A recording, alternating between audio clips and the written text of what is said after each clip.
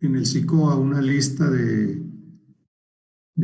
42 estudiantes, de los cuales hay como 6 que no me aparecen en el aula virtual. Y en el aula virtual me aparecían 49 estudiantes. Entonces lo que hice fue, con la lista del SICOA, ir depurando, retirando aquellos que no están en mi SICOA.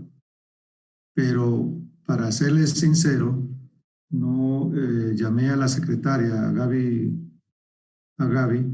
Gabriela, y para preguntarle, pero no me respondió porque quiero saber cuál sería el procedimiento más apropiado para lograr depurar esa lista, ¿no? Inicialmente yo preparé el aula virtual con los 49 que tenía y de hecho organicé la práctica de esta semana con los 49. Pero hoy me doy cuenta que en el SICOA solamente tengo 42, de los cuales 6 de ellos no están en el aula virtual, y en el aula virtual tenía 49, y bueno, la fui depurando y ahora solamente tengo 40 y algo, o 39, solamente tengo en el aula virtual. ¿Tú tienes alguna idea, Jocelyn, de qué es lo que está pasando? No sé, yo estaba con matrícula provisional, pero la otra semana mismo ya la legalicé y pensé que por eso todavía no me ponía en el aula virtual. Ok, no, porque yo creo que tú estabas en el aula virtual. A ver, Jocelyn, ¿cómo es tu apellido, Jocelyn? Guamán Vázquez. Ah, sí. Ingeniero, buenos días. Yo también tengo el mismo problema. Ok, déjeme anotarle el nombre por aquí y verificar si, porque si no yo lo matriculo manualmente, ¿no?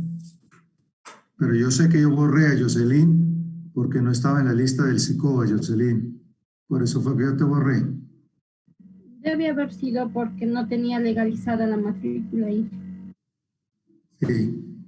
Entonces debo de incluirte, sencillamente. Déjame...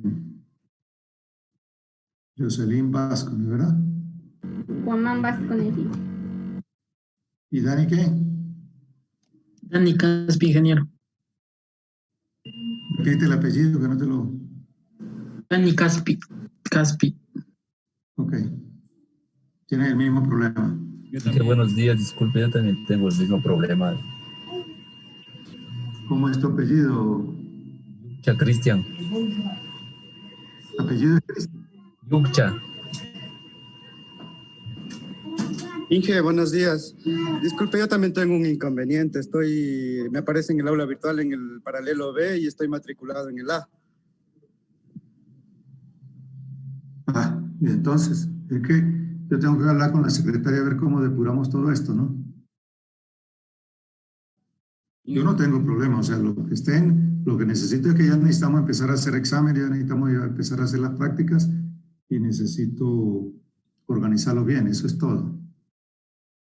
Dime el nombre tuyo, de todas maneras yo voy a hablar con Gabriela y veo cómo depuro eso hoy mismo, ¿sí? Ya, Inge. Paredes Jonathan.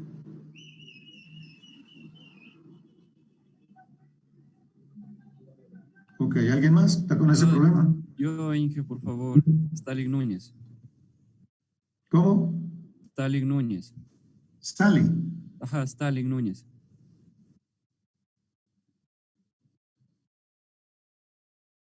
Sí, lo que pasa es que no están en él. Núñez Arias, Stalin Orlando. Sí. Sí estoy ahí en la lista. Porque no estoy Está en el en la SICOA. virtual vuelta.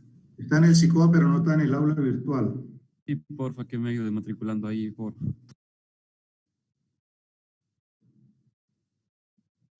Sí, tú estás en la lista del SICOA, pero no estás en el aula virtual. ¿Alguien más? 1, 2, 3, llevamos 5. Ingeniero, buenos días. Disculpe, yo también estoy con este problema. ¿Cuál es el apellido tuyo? Rea Chela. Rea.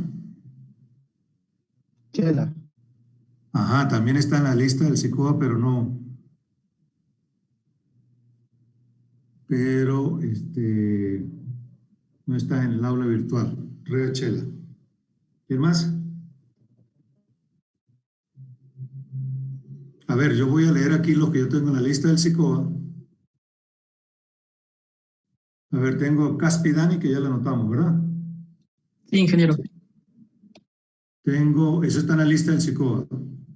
Jocelyn Guamán, también, ya la tenemos. Sí, ingeniero. Tengo a Núñez Stalin, también. Sí. Paredes Jonathan, también. Inge. Rea Joan, también. Y tengo a Yucha Tuapanta. Sí, Inge. Yucha Tuapasta, ok, o sea que ustedes 6 los tengo en el SICOA, pero no están en el aula virtual, ¿verdad? Sí, ingeniero. Entonces, ahora mismo, al finalizar la clase, lo matriculo manualmente, ¿ok? Listo, Para que Inge, gracias. configure entonces los grupos que están allí.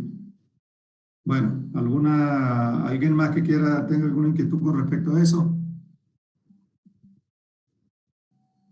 ¿No? Muy bien. Vamos a comenzar nuestra clase y después al final hablamos sobre la práctica y el examen que vamos a tener y cómo ya vamos a comenzar a tener actividad más continua, ¿verdad? Voy a compartir la pantalla, por favor me dicen cuándo.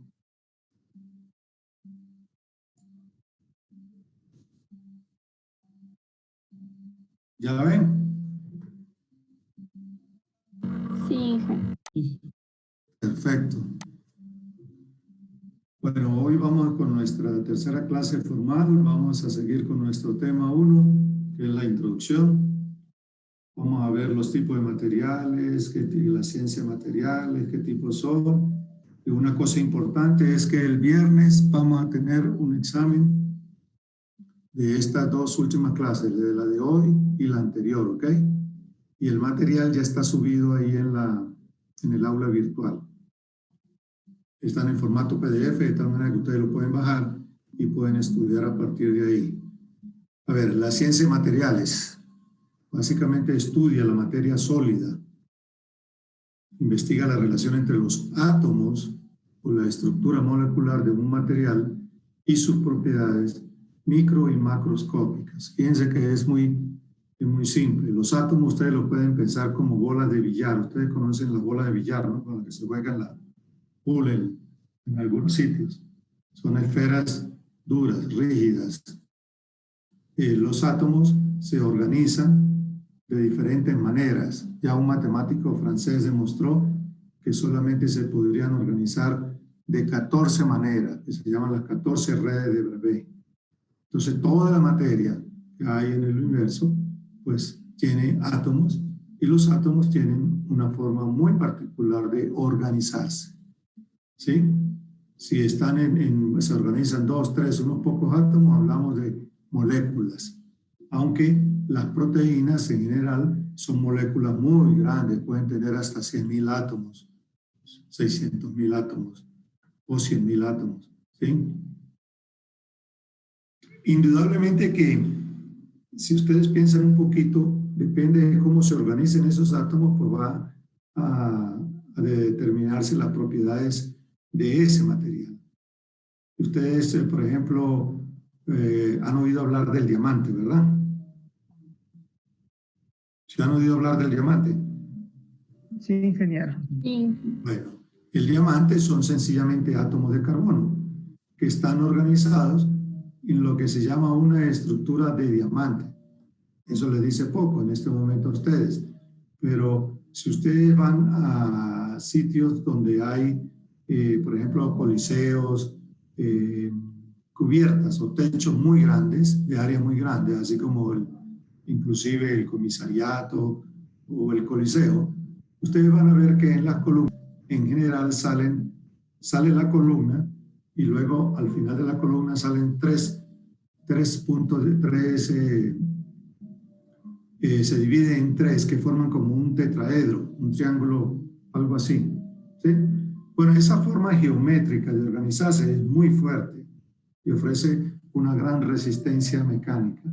Los átomos de carbono en el diamante se organizan de esa forma y dan origen al diamante. Una cosa curiosa, fíjense que yo le estoy diciendo que los átomos ustedes lo pueden pensar como esferas rígidas, ¿verdad? Pero si ustedes unen 3 esferas rígidas, siempre va a quedar en el centro como un espacio vacío, ¿verdad? Entonces, de inmediato, ustedes podrían ir pensando, pero si los átomos los pienso así, significa que la materia está constituida por átomos arreglados de una manera determinada. Ya sabemos que hay 14 redes de Bravais o 14 formas de conectarse, pero lo más importante es que hay espacio vacío entre ellos. Entonces eso le debe llamar la atención a usted. Significa que la materia no es un continuo, sino que en general tiene espacio vacío. Los espacios vacíos pueden ser tan pequeños como el tamaño de un átomo, o sea, de 10 a la menos 9, 10 a la menos 13 metros, pero pueden ser también muy grandes, como puede ocurrir en unos sólidos un poco más porosos. Si uno de ustedes, ¿dónde está el presidente del club, del club, de la clase? Presente, Inge. ¿Qué pasó, Loaiza, hoy? ¿Qué te pasa? Nada, Inge. ¿Tiene algún problema? No, Bueno. Póngale empeño, Oscar, póngale empeño. Entonces, Oscar, usted tiene novia, me dijiste, ¿verdad? no, yo no, soltero. Bueno, no pregunto más, pues. Entonces, Oscar, si usted le compra un regalo, como regalo a su mamá, a su novia o a su hermana, un anillo de diamante, pues usted va a tener que pagar mucho dinero por eso. Pero resulta que ya hemos dicho que el diamante son átomos de carbono arreglados de una manera muy particular que le dan una resistencia enorme. De hecho, el diamante es el material más duro que existe sobre la Tierra. No hay otro como él. Y el tope de la escala de dureza la tiene él. No hay ninguno. Otros se acercan, pero no hay otro. Pero también hemos dicho que hay espacios vacíos en esa estructura del diamante. ¿Y saben cuánto espacio vacío hay? Aproximadamente el 66% del espacio está vacío.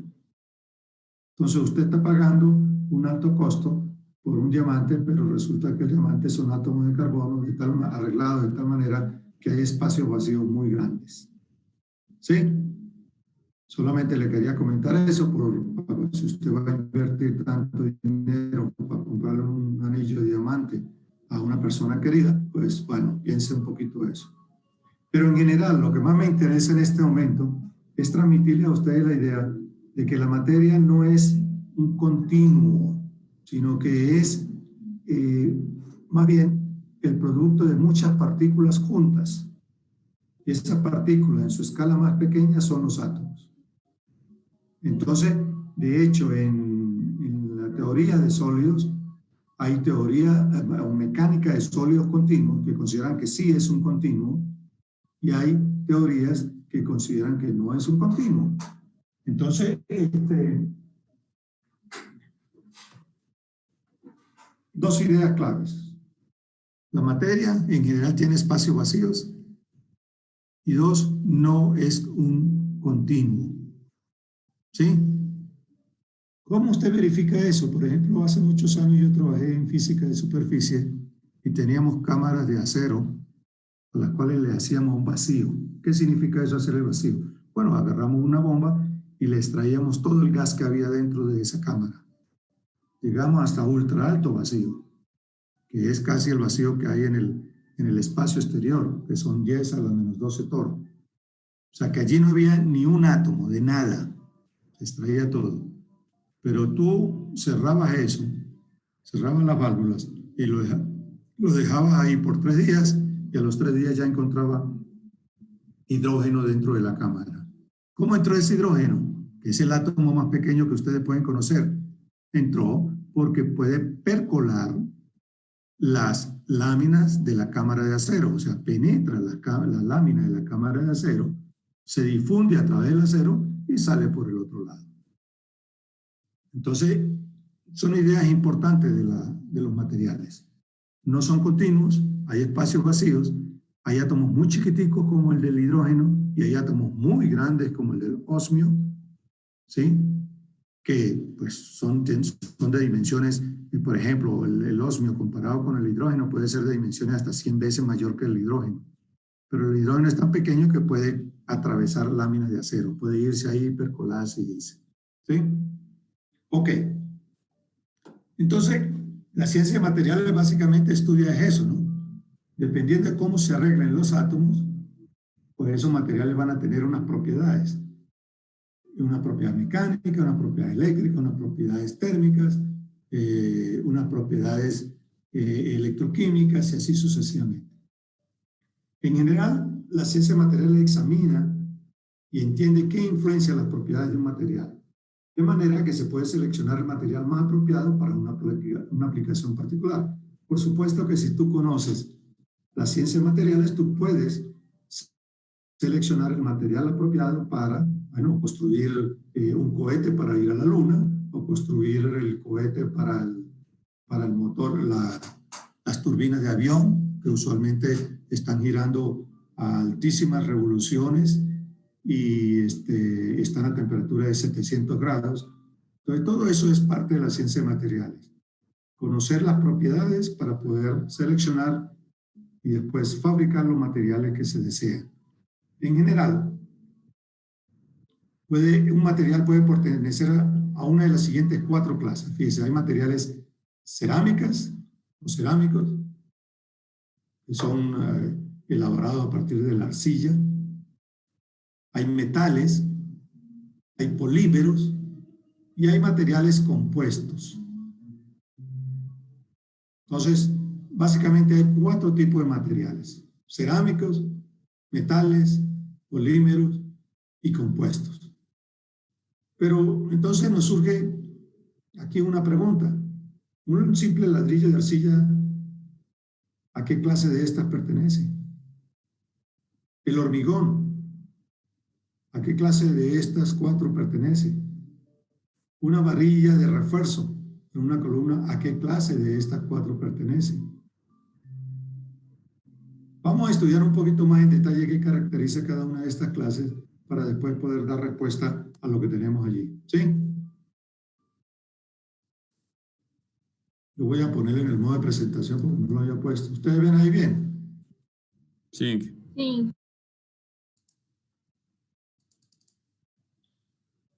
Ok. ¿Alguna pregunta?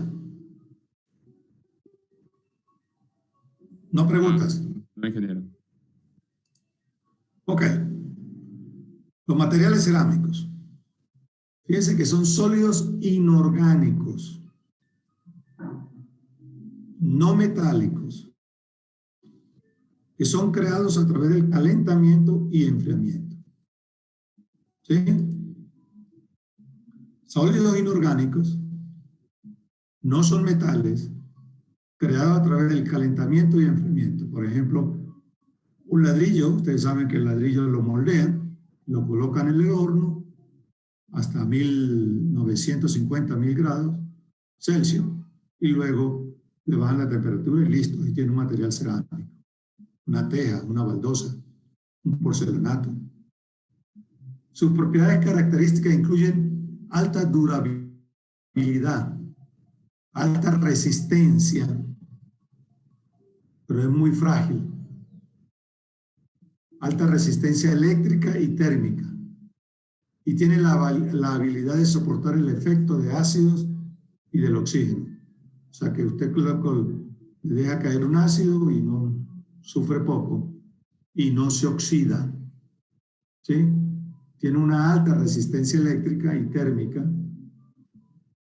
Como tiene alta resistencia, resulta que es muy frágil, se quiebra fácilmente. Frágil significa así como la copita de vino de cristal, que usted le da un golpecito y suena, da un sonido agudo muy, digamos, de un solo tono, muy bien definido. Pero si usted le da un poquito más fuerte, la copa colapsa completamente, porque es muy dura, pero mucha resistencia gana entonces fragilidad. Por eso es que si ustedes, siendo ingenieros civiles en el futuro, dice, me voy a construir mi casa y la voy a hacer con altísima resistencia para que sea resistente a todos los sismos, que nunca se caiga. Bueno, puede ser que usted le dé alta resistencia, pero resulta que es muy frágil. Cualquier golpe puede hacer que colapse su casa, a pesar de que usted le colocó todo el dinero del mundo, haciéndolo súper resistente. Entonces eso se tiene que manejar, y por eso es que las columnas de una estructura usualmente ya no se hacen con resistencias muy altas, 60, 80 megapascal, no.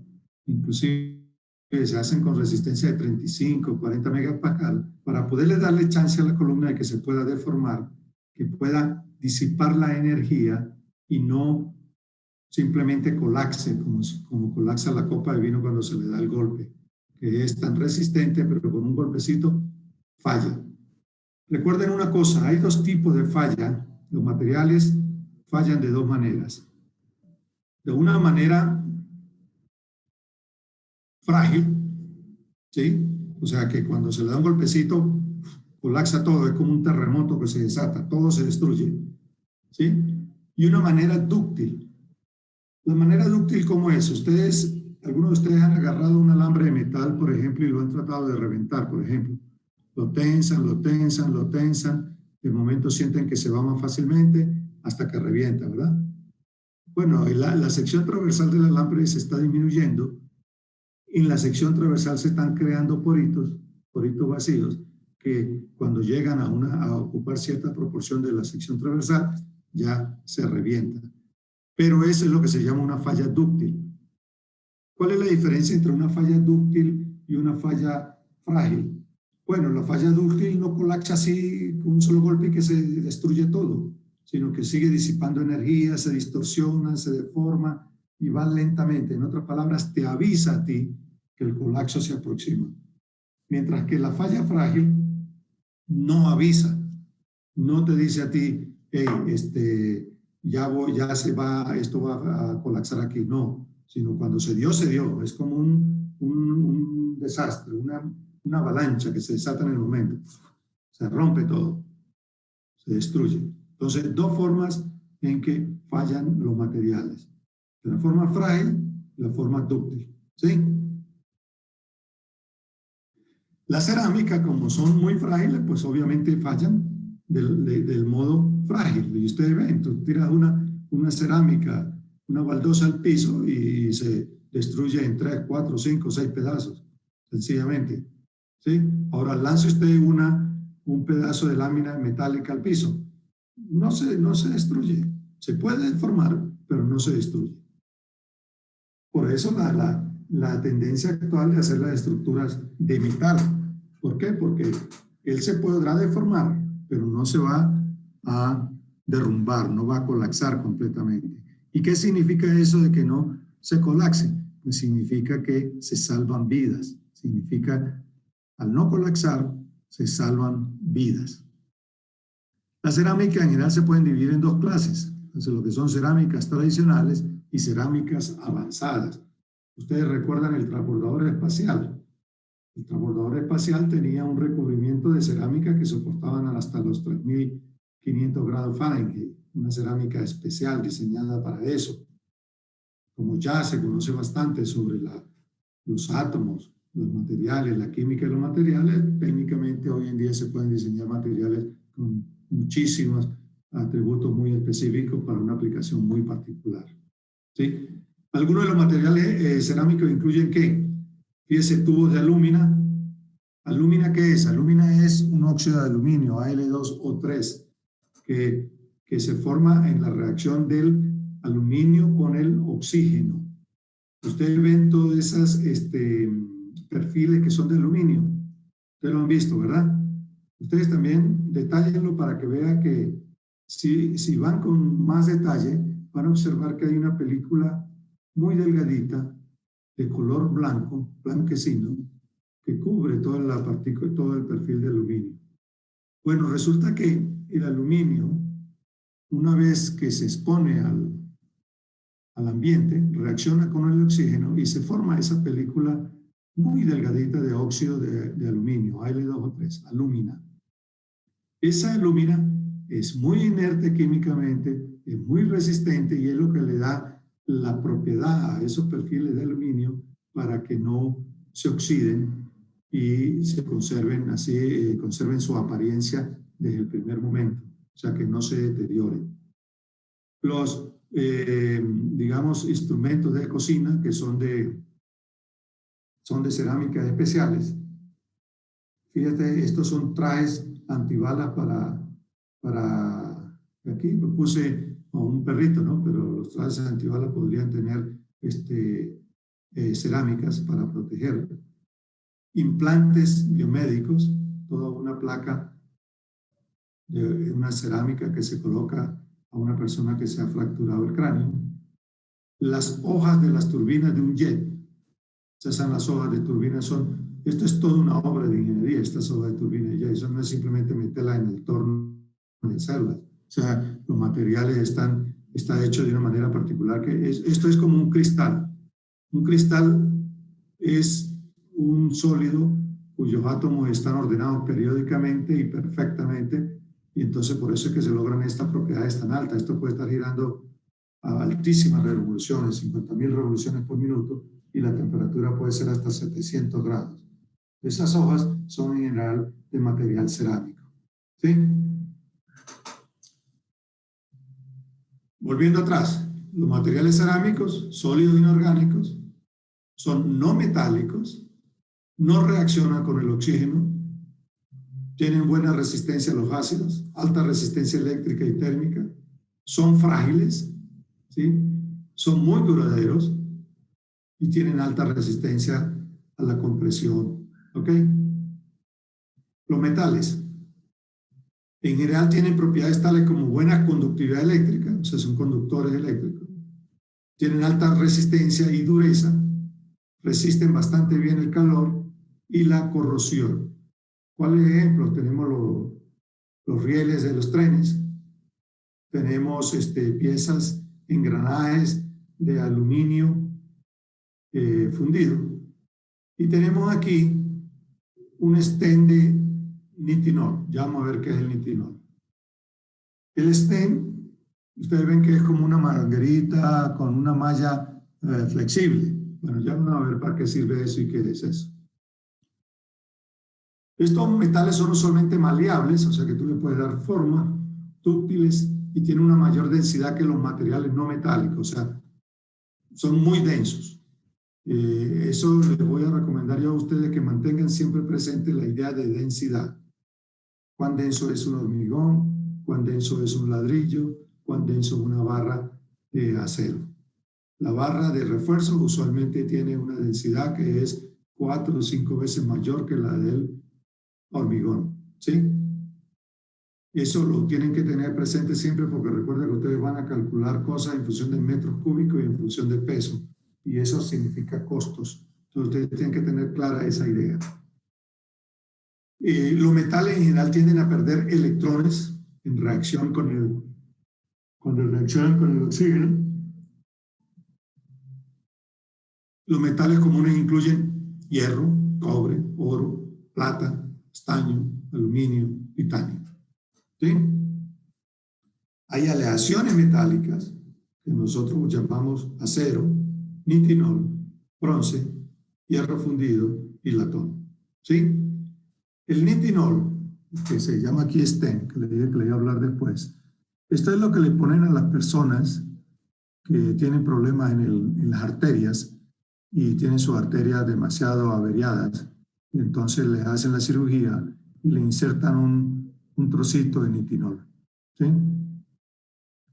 Por eso se llama stent. Él puede ensancharse o encogerse, pero va a hacer el papel que hace la arteria, el tramo de la arteria que está dañada. Sabe que por la arteria pasa una gran cantidad de flujo de sangre por minuto, y realmente las personas que sufren de arteriosclerosis o que tienen problemas en la circulación generalmente terminan colocándole un stent. Son operaciones como es que llaman a corazón abierto, donde le instalan esto. ¿Sí?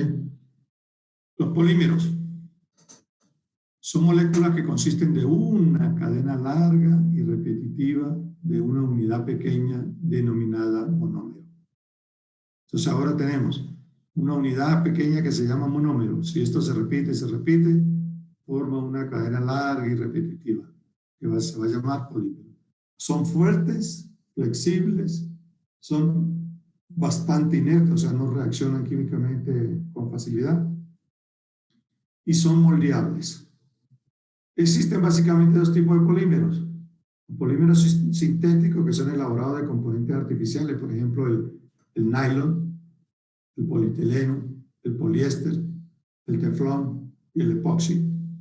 Y los polímeros naturales que se encuentran en la naturaleza y con frecuencia se basan en el agua. Algunos ejemplos incluyen la seda, lana, el DNA, es un polímero natural, la celulosa y las proteínas.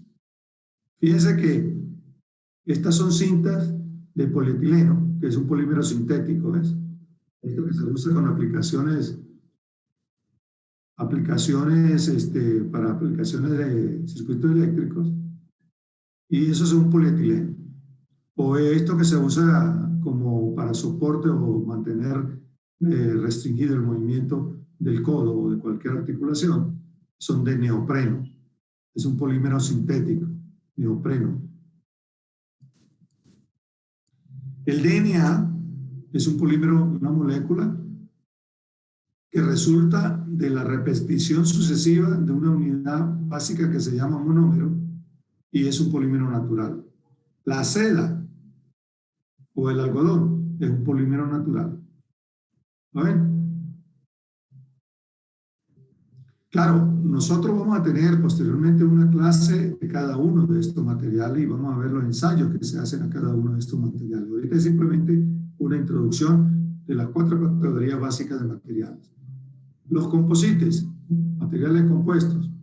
Un material que resulta de la combinación de 2 o más materiales diferentes que se combinan para crear un material superior y único. O sea, en otras palabras, se combinan 2 materiales para lograr uno con mejores características. Con mejores características, mejores atributos. Esos son los composites. O sea, no unes 2 materiales para conseguir algo peor, lo unes para conseguir algo mejor todavía que cada uno de sus componentes. Los elementos constitutivos en un composite retienen su identidad. Ellos no se disuelven o combinan completamente entre ellos, mientras que actúan en unísono o en concierto. A ver, ¿quién me podría dar un ejemplo de un material, de un composite? Donde, fíjense, es la combinación de varios materiales, 2 al menos. Pero cada material mantiene su identidad. No se disuelve, no se combina, ¿sí? Pero cuando tienen que actuar, los 2 aportan algo a la respuesta del composite. La gran mayoría de materiales composites usan 2 constituyentes, una matriz y un refuerzo. El refuerzo es más fuerte y rígido, formando una especie de esqueleto o de estructura, mientras que la matriz mantiene el refuerzo en su lugar, ¿sí? Entonces, por ejemplo, el cuerpo humano tiene un esqueleto que es la estructura, ¿verdad? Es un material formado básicamente ¿de qué? De calcio. Calcio es lo que le da la característica única a los huesos, a la estructura ósea, ¿sí? Pero ¿qué mantiene esa estructura ósea junta? Todo lo que son los tejidos, fibras musculares, es otro material que en términos más técnicos se llama material suave. No son rígidos, sino unos materiales más suaves. Son las fibras y es lo que hace que se mantenga la estructura ósea en su sitio. Entonces nosotros, básicamente, podríamos decir, somos un material, un composite. Un composite de una estructura ósea rica en calcio y de un material blando formado de tejidos cuyo componente principal es el carbono también, ¿sí? Fíjense unos ejemplos de composite aquí: acero y hormigón. ¿Qué forma? Hormigón reforzado. Aquí se ven los refuerzos y aquí se ve el hormigón. Eso es un material compuesto, ¿sí? Capas alternas de vidrio, ¿sí? Más capas de policarbonato forman un vidrio que es resistente a las balas. Son los vidrios resistentes a las balas. Pero el composite más importante para nosotros, el de mayor relevancia y el que a ustedes no se les puede olvidar, tienen que entenderlo, ya que están en esta business, en estos negocios, que es cemento Portland más agua, más arena, más agregado, que resulta en hormigón. Fíjate que aquí inclusive se da una idea de la proporción. Esto es un cilindro de hormigón, ¿sí? El cilindro de hormigón usualmente contiene alrededor de 41% de grava, que es bastante, 25% de arena, 18% de agua, 10% de cemento y contiene aire. ¿Cuáles son los componentes fundamentales del hormigón? Agregado grueso, agregado fino, agua, cemento y aire. ¿Sí? ¿Estamos bien?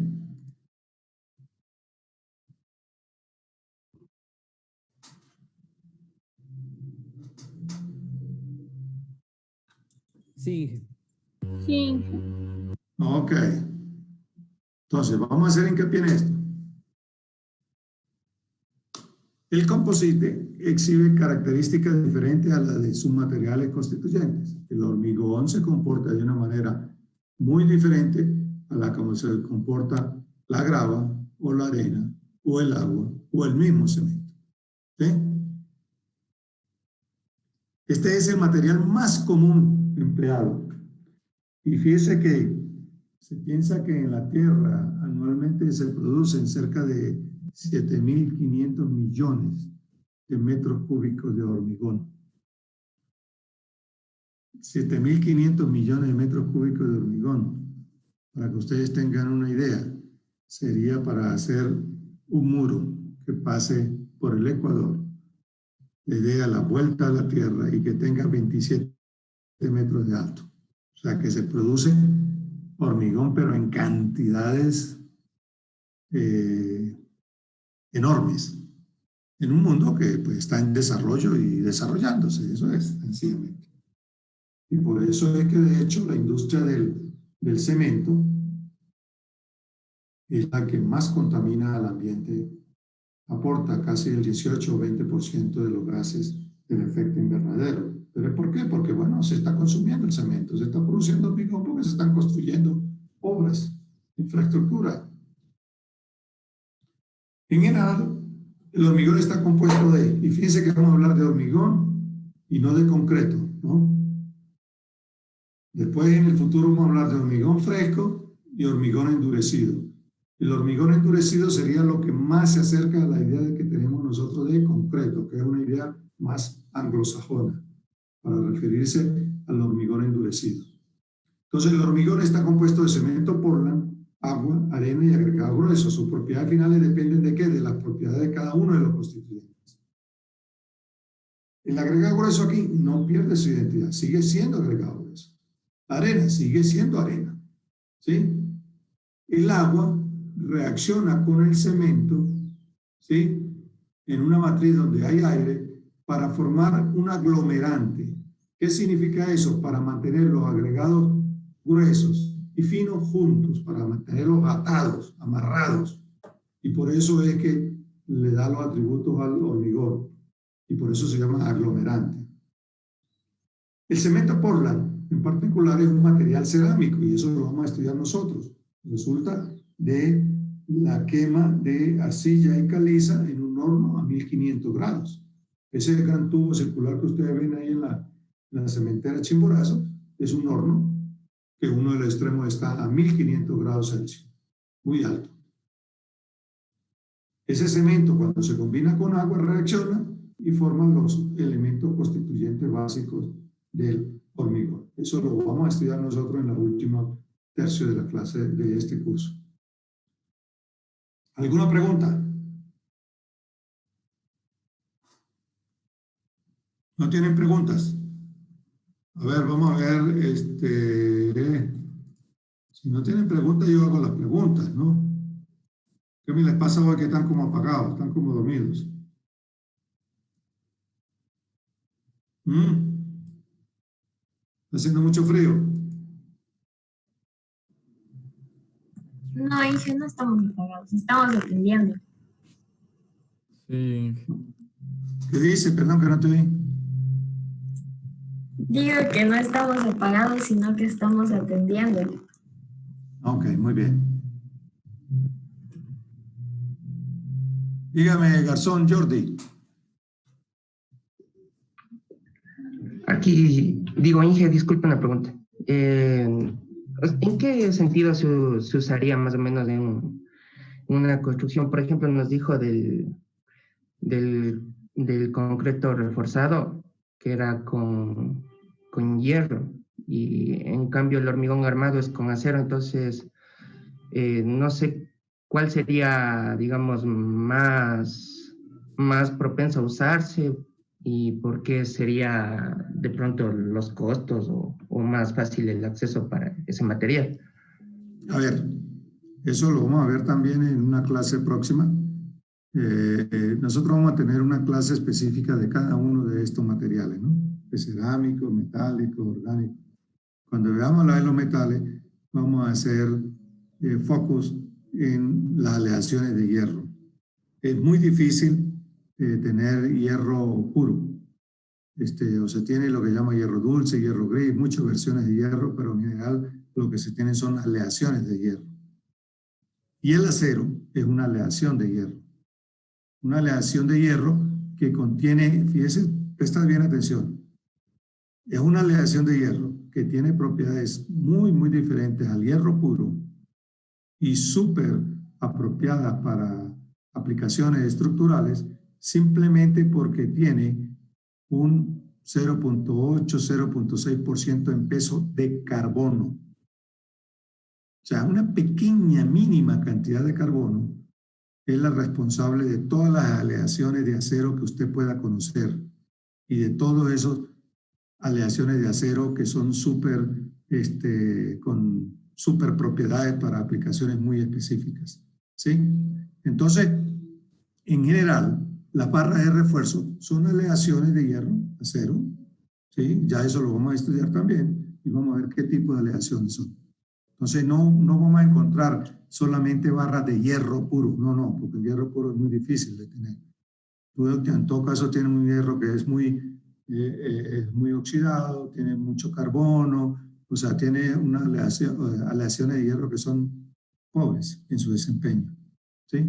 Pero si cuidas eso y solamente lo combinas con una pequeña, pero muy pequeña cantidad de carbono, obtienes todo lo que usted pueda conocer e imaginarse sobre el acero, ¿sí? En resumen, las barras de refuerzo son aleaciones de hierro que son tratadas mecánicamente para poder obtener esas propiedades que le hacen adecuadas para aplicaciones estructurales. Dígame quién más alzó la mano por ahí. Dígame, Alexander. Yo, Inge, una pregunta también. No sé si será muy tonta, pero ¿por qué se debería de usar? ¿Por qué solo hablamos de cemento Portland aquí? ¿El hormigón no se puede hacer con otro tipo de cemento? Ok. Me gusta la pregunta, Alexander, en el siguiente sentido, ¿no? Estoy asumiendo que ustedes están empezando a construir ideas un poquito más elaboradas y es su primer asignatura que tiene relación quizás más con el hormigón, ¿no? Entonces, cuando yo hablé de esta lámina que ustedes ven ahí en la pantalla, le dije que el agua reacciona con el cemento en ese ambiente donde hay burbujas de aire también y forma lo que es el aglomerante. ¿Qué es el aglomerante? Como una goma. Tú lo puedes pensar como una goma que pega, mantiene unidos todos los granitos de arena y de grava. Entonces, en un concepto más general, el cemento, como su mismo significado de la palabra lo dice así, lo que es un aglomerante, mantiene cosas pegadas, juntas. De hecho, los odontólogos usan cemento para pegarle a ustedes sus prótesis o sus calzas en los dientes o en las muelas. Y hay muchos tipos de cemento, ¿sí? Los cementos que se usan en la industria de la construcción, en su gran mayoría son cemento Portland, pero también hay otros tipos de cemento. Cemento rico en sulfato, ya también lo vamos a estudiar nosotros. Y hoy en día, gracias a que en los últimos 20 años quizás se ha conocido bastante sobre la química del cemento, podemos decir que si usted está de náufrago en una isla, usted es un ingeniero, usted muy probablemente podría hacer su propio cemento para construir su propia casa en esa isla donde no hay nada. O sea, hoy en día se conoce la química del cemento tanto como para hacer el cemento, no necesariamente cemento Portland, hay muchos tipos de cemento y lo que más se usa en la industria de construcción y en nuestro ambiente, eso, cemento Portland. Pero lo lógico es que en la costa se usara otro tipo de cemento. Lamentablemente no se usa. Podríamos tener un tipo de cemento más rico en sulfato para poderle darle resistencia y durabilidad a las construcciones y no se produce en masa. Pero sí, hay muchos tipos de aglomerantes y de cementos y el cemento Portland es un tipo de ellos. El más común que conseguimos en el mercado, cemento Portland. ¿Eso te responde, Alex? Sí, Inge, muchas gracias. ¿Otra pregunta?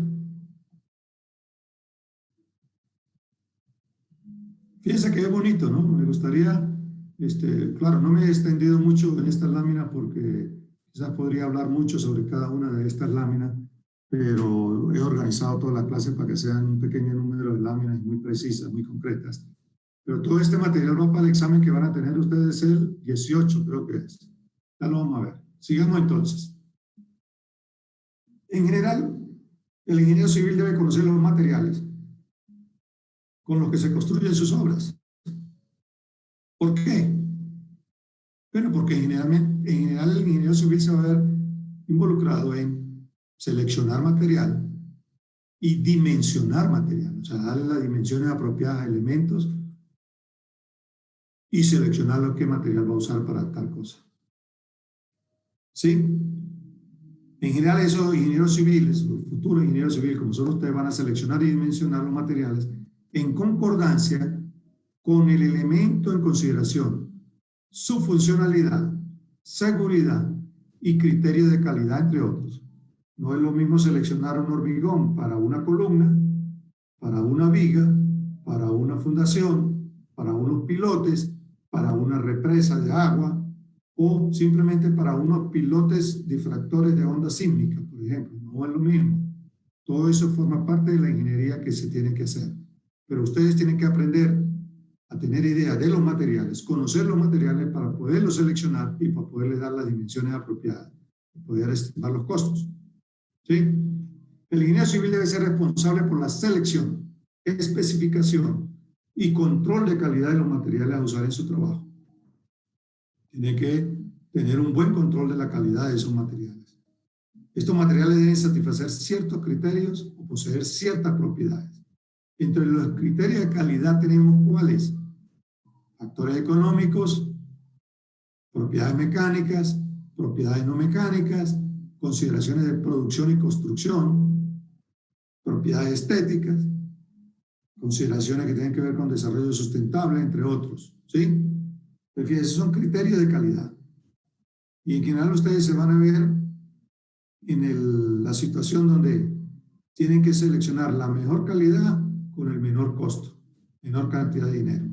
Tenga alta resistencia mecánica o que tenga las propiedades de durabilidad o resistente a la humedad o propiedades sonoras o térmicas, ¿sí? Y que usted lo pueda producir aquí cerca, porque si lo tiene que traer de China le sale muy costoso. Entonces siempre usted va a tener involucrado en situaciones como estas, muy difíciles, de tomar decisiones. En general todo eso se va a pagar, va a costar dólares. El ingeniero civil se debe familiarizar con los materiales usados en la construcción en un amplio rango de obras. Los materiales más ampliamente usados Incluyen cemento, agregados, acero, mampostería, asfalto y madera. Nosotros vamos a tener una clase donde vamos a hablar de madera, una clase donde vamos a hablar de asfalto, una clase donde vamos a hablar de mampostería, una clase donde vamos a hablar de acero, una clase donde vamos a hablar de los agregados, varias clases donde vamos a hablar de cemento. Los materiales menos usados incluyen el aluminio, el vidrio, un material cerámico, plásticos y compuestos reforzados con fibra. Ya ustedes saben que son materiales compuestos, ¿verdad? Ya saben, ya los plásticos son polímeros, el aluminio metal y el vidrio cerámico. ¿El vidrio qué es? En general ustedes se van a sorprender porque el vidrio es un líquido amorfo, o sea, no tiene forma cristalina, que se solidificó. Es el proceso es para que solidificar ese líquido. No tiene forma cristalina.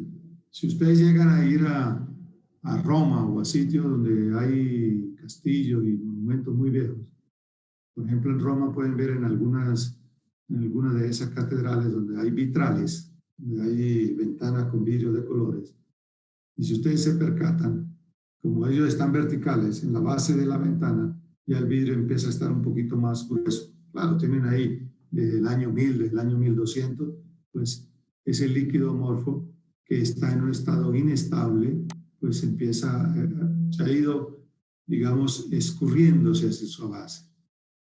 Pero es un proceso muy lento, ojo. Y en general el vidrio es toda una área también de la ciencia de los materiales. Aquí hay una industria de vidrio en Ambato, pero claro, ellos lo que hacen es postproceso, o sea, traen el vidrio de Colombia, lo cortan, lo pulen, no lo producen exactamente. Pero si ustedes se ponen a imaginar, el vidrio es necesario para el desarrollo y que una sociedad funcione, sencillamente. Entonces tiene que haber industria de vidrio, tiene que haber industria de aluminio, ¿sí? Tiene que haber una industria de plástico. Y eso es lo que piensan los que son industriales. La gente que tiene una mente industrial está pensando, bueno, pero toda sociedad para funcionar necesita clavo y tornillo. Bueno, yo voy a montar una fábrica de clavos y tornillos y ya no se va a importar más clavo y tornillo. Parece que no produce, no, pero si usted se pone a ver que es para suministrarle a toda una sociedad, eso va a tener un mercado seguro. Sin embargo, fíjense que los ingenieros geotécnicos son de la idea de que los suelos es el material más ampliamente usado. Claro, usted monta los edificios no en el aire, usted los monta sobre el suelo. Usted tiene que estudiar el suelo donde va a montar los edificios, la estructura. Tiene que estudiar el suelo donde va a pasar la carretera. Si usted no lo hace, usted está cometiendo un graso error, porque eso no está en el aire. Si usted estudia el suelo donde va a pasar la carretera, resulta que el suelo tiene parches de arcilla expandible, pues la carretera no le va a durar nada. A los pocos meses, mes y medio, 2 meses, ya va a estar toda averiada. Avances recientes han conducido a la producción de materiales de mejor calidad, más económicos y más seguros. A estos materiales se denominan materiales de alto desempeño. ¿Y por qué esto? Porque se sabe más sobre la estructura molecular de los materiales y debido a los continuos esfuerzos de investigaciones realizadas por científicos y ingenieros. Nuevos materiales como polímeros, adhesivos, materiales compuestos, geotextiles, recubrimientos, metales conformados en frío y varios productos sintéticos compiten ya en la actualidad con los materiales tradicionalmente usados en la ingeniería civil. Y esa es la idea. Usted quizás podría imaginarse o preguntarse cómo va a ser la industria de la construcción dentro de 1000 años. ¿Seguiremos construyendo con adobe, con ladrillos tan pesados? ¿Seguiremos haciendo las estructuras de la forma como lo estamos haciendo? ¿Qué materiales nuevos se va a tener para eso? ¿Cómo podemos hacer las estructuras más dúctiles, más livianas, pero más funcionales, más seguras? Son todas preguntas que valen para el desarrollo del futuro. Si usted ve aquí, por ejemplo, todavía se sigue usando mucho el ladrillo. Cada ladrillo pesa entre 4 y 5 kilos. Cuando usted monta un edificio de 5, 10, 20 plantas, usted no puede montarla todo de ladrillo porque le está sumando mucho peso. Tiene que hacer una columna y una fundación sobredimensionada para soportar ese peso. Usted se podría ahorrar dinero si es mucho más liviano, pero tiene que asegurarse que es funcional, que es segura y que es apropiada para la aplicación o la funcionalidad que usted está pensando. Entonces son preguntas muy interesantes que vale la pena hacerse. Claro, usted puede decir, yo voy a ser ingeniero civil y yo voy a construir casas de siempre. Bueno, como muchos muchachos están sabiendo, están construyendo casas, están haciendo lo que hace todo el mundo. Pero si es más futurista, podría estarse preocupando con qué materiales construir y cómo hacerlo mejor. Y sobre todo más económico. Fíjese que además se han hecho mejoras a los materiales existentes, cambiando su estructura moleculares, o incluyendo, discúlpame un segundito, Catherine, yo estoy en clase, me llama después la 1. Ok. Entonces, se han hecho mejoras a los materiales existentes, cambiando su estructura molecular o incluyendo aditivos para mejorar la calidad, la economía y el rendimiento. Nosotros hemos hecho ya, de hecho creo que introdujimos la solicitud de patente de un ladrillo que pesa 1,5 kilos, no 5 kilos ni 4 kilos, y que tiene 3 veces la resistencia del ladrillo de 5 kilos. 3-4 veces la resistencia. Son más con materiales autóctonos de aquí. Esa es una solicitud de patente que hicimos en una tesis de trabajo final de titulación. Y en general, uno puede ya, conociendo la química de los materiales, conociendo la ciencia de los materiales. Fíjense que no estoy diciendo la ingeniería, no estoy diciendo la técnica de cómo usar las barras de refuerzo o los ganchos ni nada de eso, porque esos son tecnicismos. No, conociendo la ciencia de eso, uno puede trabajar para diseñar ladrillos muy livianos que tengan una alta resistencia, ladrillos que pueden ser inclusive controladores de humedad de los recintos. Nosotros hicimos también otra patente que solicitamos, fue un geopolímero, donde no usamos cemento, sino propulsamos la reacción química sin usar cemento Portland. Y también eso se solicitó la patente. Ya hoy en día se pueden hacer muchas cosas de estas. Por ejemplo, los superplastificantes, que son aditivos que se usan en el cemento, han hecho un gran avance en la industria del concreto, permitiendo la producción de concreto mucho más fuerte. Claro, ustedes van a aprender que la relación agua-cemento es crucial para las propiedades del hormigón endurecido. Entre más agua use, más líquido está todo, fluye más fácilmente, pero se pierde la resistencia final, ya no es tan alta. En menos agua se hace más difícil de trabajar, pero la resistencia final es más alta.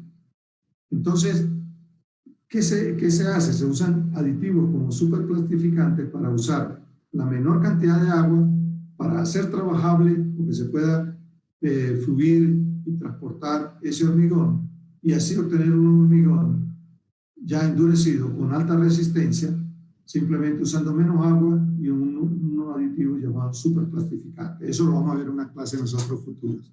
¿Ok? Eso es toda una industria también que se ha, diría yo, los últimos 20, 30 años ha agarrado todo un boom. Ahora tenemos aditivos para todo.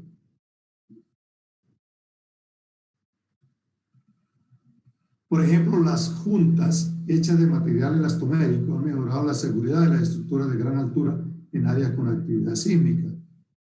Hoy en día, el diseño sísmico requiere el uso de juntas, pero juntas que se puedan deformar, que puedan disipar un poco la energía, ¿sí? Y en ese caso, los materiales elastoméricos, que son materiales poliméricos, han servido para mejorar eso. Los agregados sintéticos livianos reducen el peso de las estructuras de concreto, permitiendo componentes con pequeñas dimensiones transversales. Más o menos lo que le decía anteriormente. Si usted piensa usar ladrillos de esos, cada uno pesa 4 kilos, y va a hacer un edificio de 20 plantas, y le va a montar ladrillos de esos, chuta, usted tiene que hacer una base y unas fundaciones sobredimensionadas para soportar ese peso. Recuerde que le dije que el enemigo número 1 del ingeniero civil es la gravedad, ¿no? Entonces, si no es capaz de soportar su propio peso, está fracasado eso. Pero hoy en día se habla de agregados sintéticos livianos, que reducen sustancialmente el peso y que el elemento sigue manteniendo sus propiedades de alta resistencia, ¿sí? Por ejemplo, un agregado sintético liviano pueden ser polvo de caucho de neumático reciclado. Podrían ser partículas muy pequeñas de polvo de caucho reciclado. Esos son agregados. Inclusive hoy en día se está hablando de agregados inteligentes. Claro que no son inteligentes propiamente dichos, pero entre comillas, porque se pueden adaptar a los estados de esfuerzo e inclusive podrían funcionar como sensores para uno determinar cuál es el esfuerzo o cuál es la deformación. Entonces eso está avanzando sustancialmente hoy en día. Los polímeros se han mezclado con asfalto. Las partículas de caucho de neumático reciclado se han reciclado en mezcla con asfalto y para producir ¿qué? Carpetas o coberturas que son menos ruidosas. Por ejemplo, un amigo mío de España tiene esa patente, un profesor, un catedrático de la Politécnica de Madrid. Con un tesista de doctorado incluyeron partículas de caucho reciclado, de neumático reciclado, y en el asfalto. ¿Y qué obtuvieron? Bueno, que la carpeta asfáltica tiene un módulo de elasticidad un poquito más bajo, se hace menos ruidoso, los neumáticos reales del carro se desgastan menos y hay menos ruido. ¿Sí? Ok. Sin embargo, la naturaleza y el comportamiento de los materiales de ingeniería civil son tan complicados como lo de los materiales utilizados en cualquier otro campo de ingeniería. Como le decía, los sitios donde se producen los materiales que forman parte de su celular, de su computadora, son muy pocos sitios en el mundo donde se hace eso y se hacen en condiciones de estricto control, de alta tecnología, que no se puede hacer en cualquier parte. Mientras tanto, el ingeniero civil tiene que estar elaborando sus materiales en cualquier parte.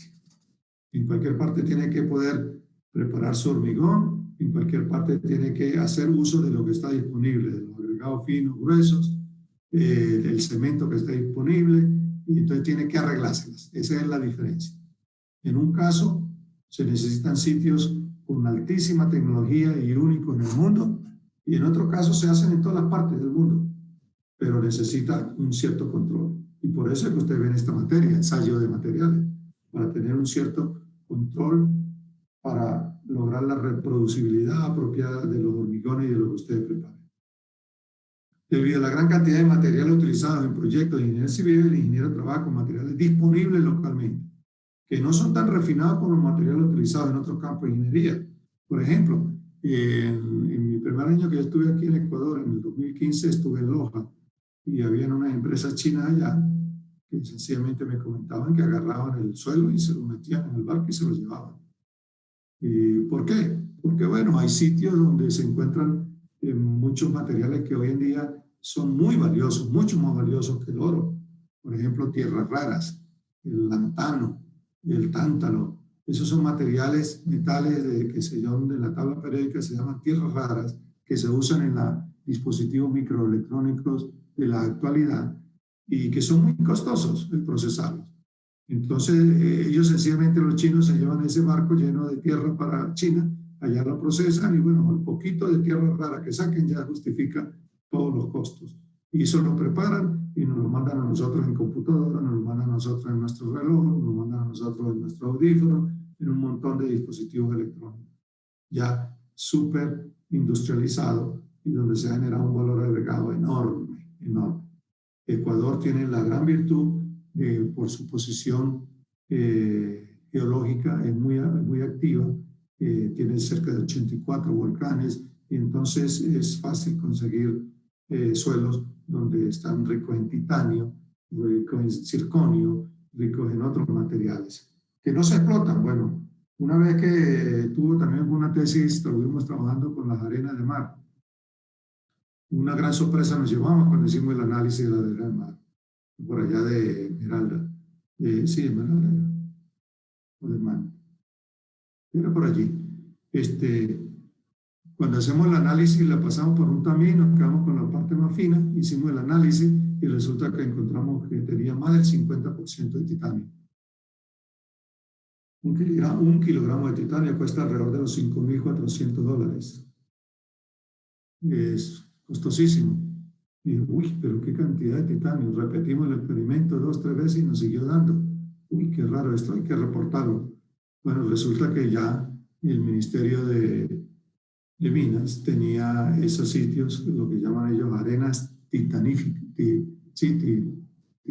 algo así le llaman ellos, y ya las daban en concesión para ser explotadas por la gente que quisiera, en minería, para sacar titanio. El titanio pues, se usa en biomedicina, se usa en aleaciones de aplicaciones de ingeniería de alta envergadura, pues, muy exigentes. Bueno, como resultado de todo esto, los materiales para la ingeniería civil frecuentemente tienen propiedades y características altamente variables. ¿Por qué? Porque el ingeniero tiene que prepararlo donde se encuentre y usa lo que hay en el sitio.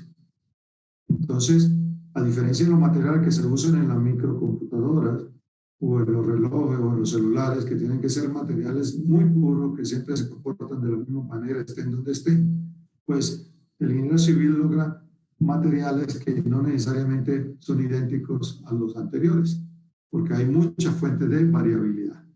Ya ustedes entonces le ven sentido a nuestra primera clase cuando empezamos a hablar de la metrología y de los ensayos. Tenemos que tener un control de la calidad de esos materiales. En general, cuando se ensayan los materiales de un lote en particular, la variabilidad observada es el efecto acumulativo de 3 tipos de varianza. O sea, 3 cosas contribuyen a la varianza observada. La variabilidad inherente del material, intrínseca al material. Usted agarra de la misma arena, agarra 3, 4 muestras y va a observar ciertas variaciones mínimas, pero variaciones porque no es homogéneo, pues es un material heterogéneo. Las variaciones causadas por el método de muestreo, depende de cómo usted tome la muestra. Tiene ahí técnicas de muestreo apropiadas para lograr una muestra estadísticamente representativa. Y la varianza asociada con la forma en que se realizan los ensayos. Fíjense que hay 3 fuentes de variabilidad. La intrínseca al material, la intrínseca del método de muestreo y la intrínseca al método de ensayo. ¿Cómo se hace el ensayo? Así como los materiales tienen una variabilidad inherente, los procedimientos de muestreo y los métodos de ensayo pueden producir resultados altamente variables también. ¿Sí? Con frecuencia, los estadísticos llaman la varianza asociada con el muestreo y el ensayo error. Los estadísticos le van a dar a esa partecita de diferencia entre los valores, lo van a llamar error. Sin embargo, esto no implica que el muestreo o ensayo se realizó incorrectamente. El objetivo de un programa de muestreo y ensayo es minimizar la varianza del muestreo y del ensayo para poder identificar las características estadísticas representativas del material, o sea, para poder lograr una cantidad que sea representativa de ese material. Así tenemos que los conceptos de precisión y exactitud son fundamentales para la comprensión de la variabilidad. La precisión se refiere a la variabilidad de las mediciones repetidas en condiciones cuidadosamente controladas. O sea, cuando nosotros decimos que algo es preciso, es porque la variabilidad en mediciones repetitivas es muy pequeña, ¿sí? La exactitud. Tienen que tener cuidado cuando manejan estos términos traducidos al inglés porque les puede conducir a errores. La exactitud es la conformidad de los resultados con el valor verdadero o la ausencia de sesgo. O sea que un valor es exacto en la medida que se parece o es igual a lo que me sirve a mí como estándar o referencia. ¿Sí? El sesgo es una tendencia de una estimación a desviarse en una dirección del valor verdadero. En otras palabras, el sesgo es un error sistemático entre un valor de prueba y el valor verdadero. Hay una ilustración gráfica que te habla de esto, ¿no? Un error sistemático o sesgo, cuando existe, aquí está la diana, y ve que todos los valores están en este lado, entonces siempre es como que se hubo una corriente de aire aquí, y desvió todos los dardos y lo pegaste de aquí. Es un error sistemático o sesgo. Es preciso, pero no es exacto. En el gráfico, la ilustración B, tenemos todos los puntos alrededor del centro. Es exacto, pero no preciso, o sea, no hay reproducibilidad en lo que se mide. Y en el C, tenemos que es preciso y es exacto. Se da en el blanco y los valores son muy similares. Entonces, esta gráfica ilustra de una manera gráfica esa diferencia entre exactitud, precisión, exactitud y sesgo, para tener una idea, ¿no? Vamos a tocar rápidamente el Sistema Internacional de Unidades, pero antes quisiera detenerme aquí un momentico a ver si hay preguntas. ¿Tenemos preguntas? ¡Hey! Despiértense. No, Inge. ¿No? Ingeniero, Dígame. ¿hay procedimientos o no, o sea, procedimientos adecuados para hacer esto, para que sea preciso y exacto? Claro, claro. Y por eso es que ustedes ven, bueno, no sé, pero por eso es que a ustedes se les enseña estadística y a ustedes se les enseña un montón de materia básica para asegurar de que ustedes tienen las ideas para poder manejarse en estos términos en el futuro, ¿no? Si ustedes ven estadística, no es como calcular el promedio ni la desviación estándar. Ustedes la ven cómo poder tomar muestras para reducir la varianza, cómo mantener el error dentro de un cierto rango. Las normas en general te dicen a ti que tienes que ensayar 5 muestras al menos de un lote particular para indicar cuál es un valor representativo. Para aceptar una mezcla de hormigón que usted ha diseñado, te dice en general que tiene que preparar, qué sé yo, 30 muestras, 30 cilindros, y si las 30 tienen que tener valores entre el valor medio más o menos algo. Si hay uno al menos que se sale, ya se desecha esa mezcla. Y así en general lo que quiero decir es que hay sus métodos estadísticos para garantizar que usted tiene una buena confianza en lo que es la calidad o el resultado que usted espera. ¿Sí? Esa es parte de la estadística. Lo que pasa es que hay gente que muy exquisita que dice, ay, a mí no me gustan los números, ay, yo soy malo para los números, ay, la estadística no sé qué. Son exquisiteces porque sí les gustan los dólares, contante y sonante seguro. Pero bueno, cada quien con su forma de ser y personalidad y lo respetamos, ¿no? Pero yo creo que ahí es donde está el detalle de formarse uno como ingeniero, el conocer de una manera cuantitativa, numérica, los detalles tanto estadísticos como físicos y químicos de lo que está pasando. ¿Sí? Los técnicos sencillamente usan recetas. Entre mejor conocen la receta, mejor técnicos son. ¿Sí? Pero ellos no me pueden poner a inventar ni me pueden poner creativos. El científico sí tiene la capacidad de poder diseñar y proponer cosas nuevas. ¿Sí? Porque conoce a fondo lo que está hablando y entonces ahí sí puede hacerlo. ¿Ok? ¿Sí responde a tu pregunta? Sí, ingeniero, gracias. ¿Alguna otra pregunta? ¿O pregunto yo?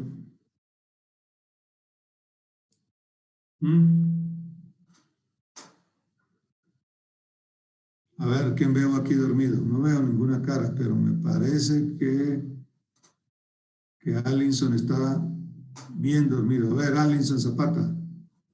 Sí, ingeniero. Ajá, sí estaba bien dormido, ¿no? No. Ah, bueno, muy bien, me equivoqué, perdón. Ok, seguimos entonces. Vamos a ir rápidamente por el Sistema Internacional de Unidades. Seguimos dentro de la línea.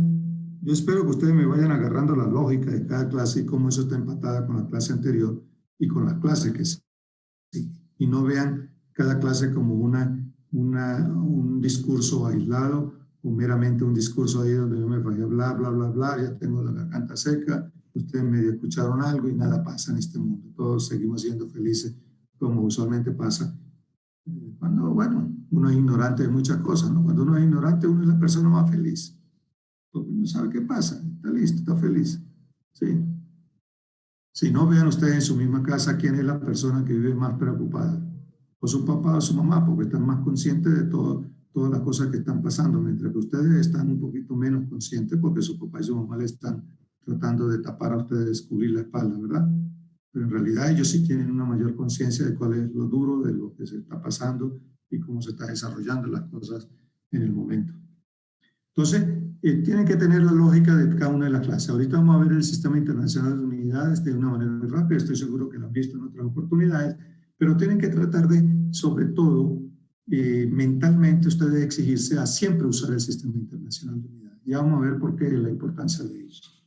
Fíjese que la observación del comportamiento de un material es en general incompleta a menos que dé lugar a una información cuantitativa, lo que estamos hablando. A los ingenieros nos gustan los números. Si nosotros observamos un ensayo de un material, cómo se comporta un material, y no tenemos números, no tiene sentido para nosotros. Nosotros tenemos que saber que ese material puede resistir 20 megapascal, que puede resistir 150 megapascal, para poderle dar la aplicación y la usabilidad que corresponde, ¿sí? Para obtener dicha información, en general se requiere medición de una propiedad física, ya lo hemos hablado. Así, la medición constituye una buena parte de la rutina diaria, mientras que se realizan ensayos de materiales.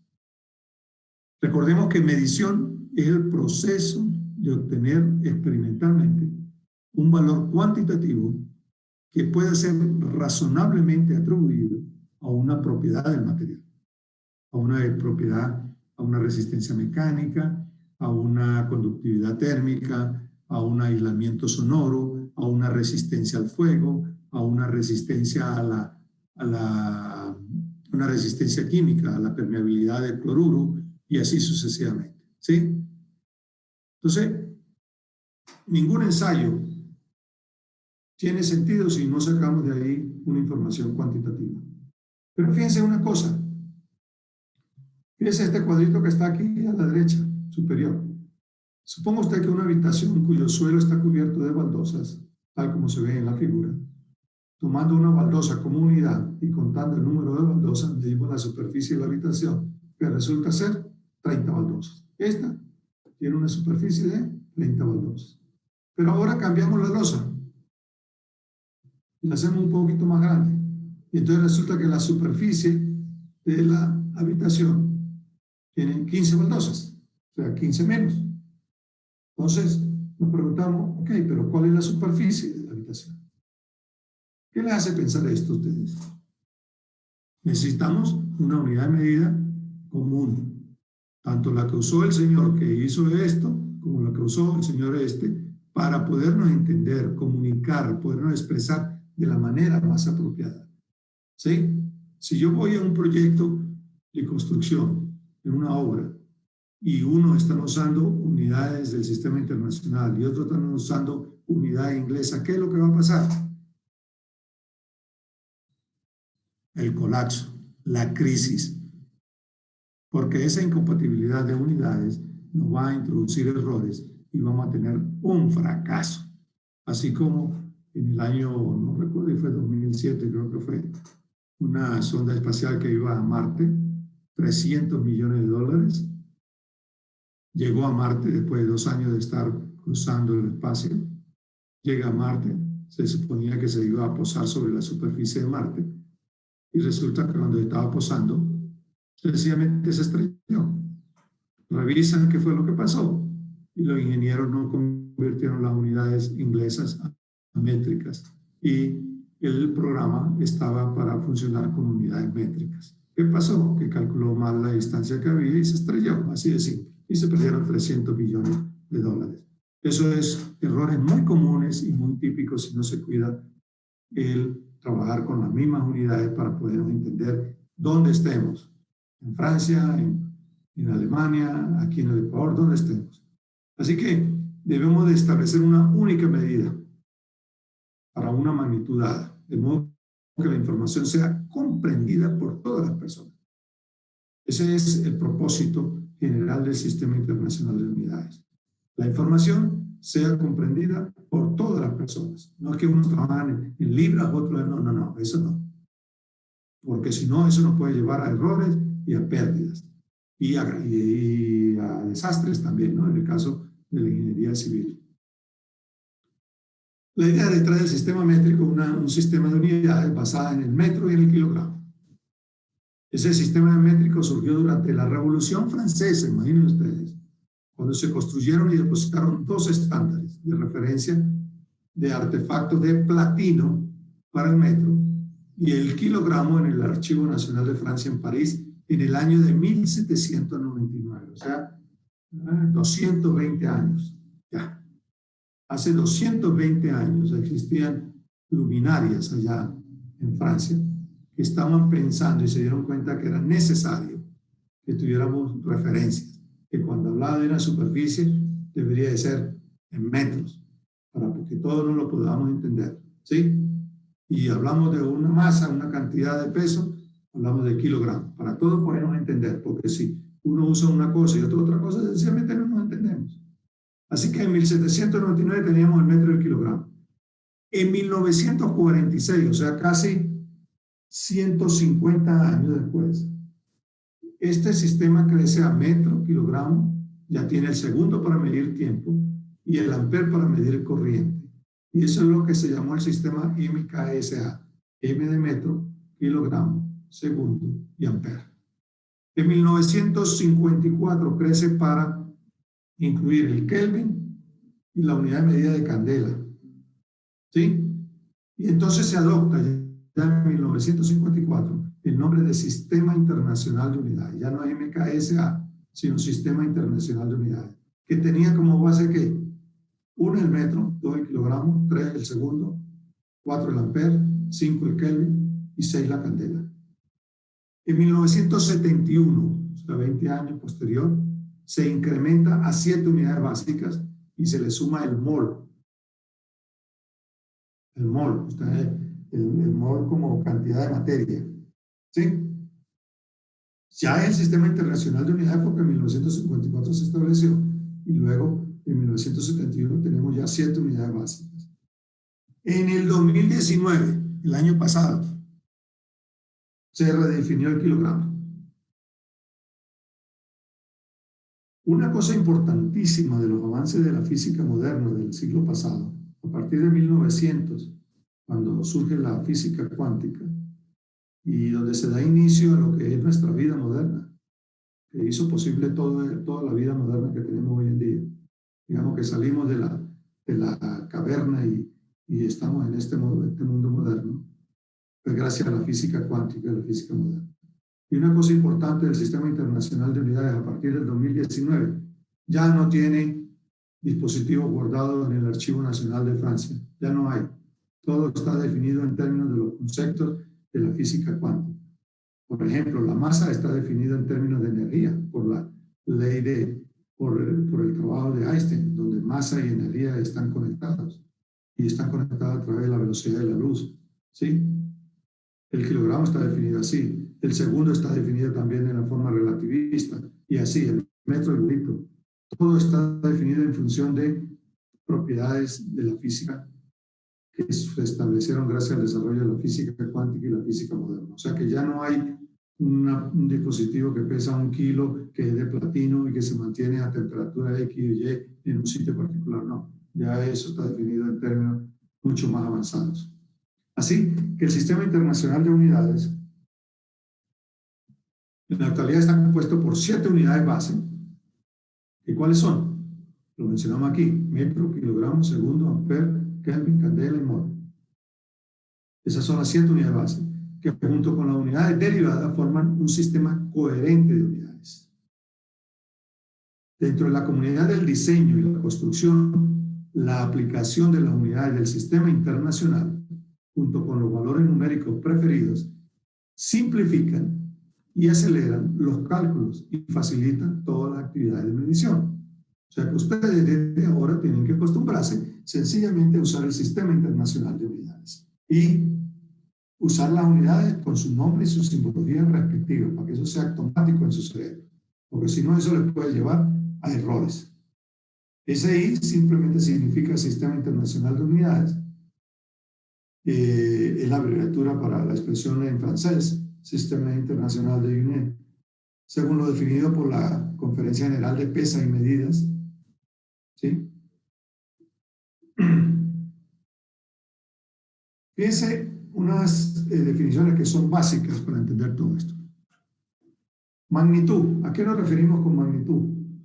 Ese es un atributo que es medible de un fenómeno físico. Un atributo que es medible de un fenómeno físico. Hay unidades de base para 7 magnitudes y unidades suplementarias para 2 magnitudes. Y en base a estas unidades se derivan todas las demás. ¿Qué es lo que nosotros llamamos unidad?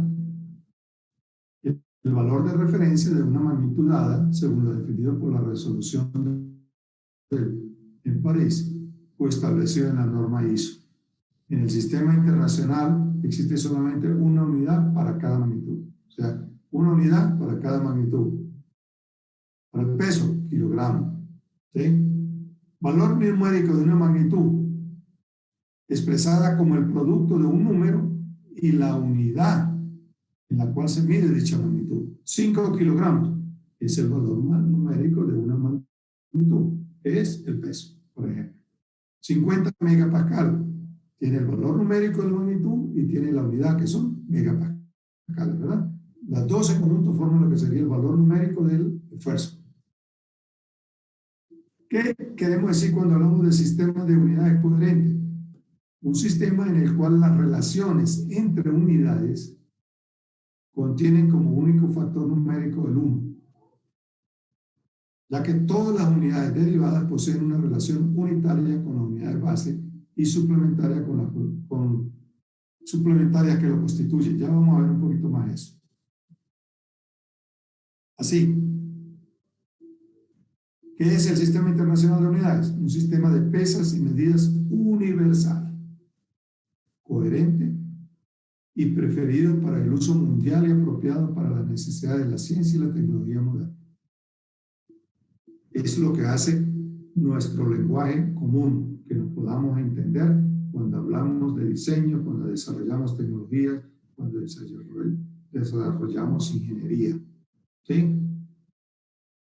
En general es un sistema de pesas y medidas dinámico, bajo constante revisión y desarrollo por parte de la Comisión de Pesas, de acuerdo con los desarrollos prácticos y los avances científicos. Ustedes ven que todavía en el 2019 se redefinió el kilogramo, pero creo que ya ahorita sí va a ser un poco más, va a pasar mucho más tiempo antes que se redefina otra cosa, porque ya las 7 medidas básicas están definidas en términos de fenómenos fundamentales de la física cuántica.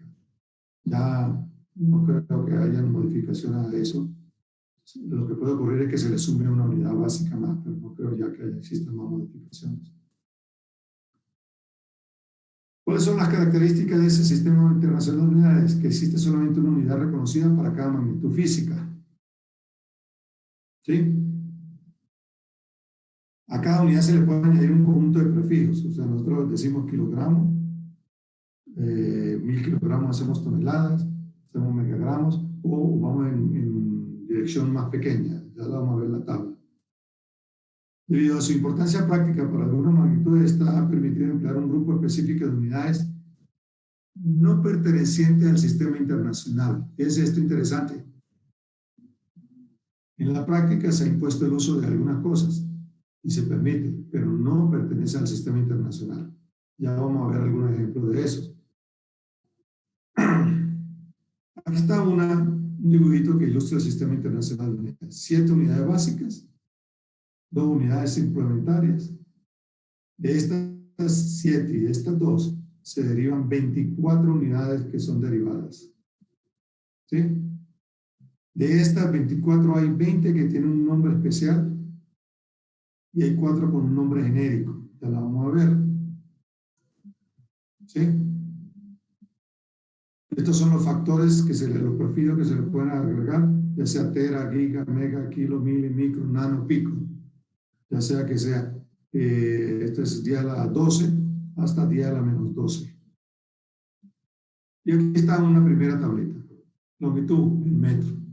Y aquí se deriva el metro cuadrado y el metro cúbico. Metro cuadrado para superficie, el metro cúbico para volumen. El metro cuadrado, si se multiplica por el newton, obtenemos pascal, que es newton por metro cuadrado. ¿Sí?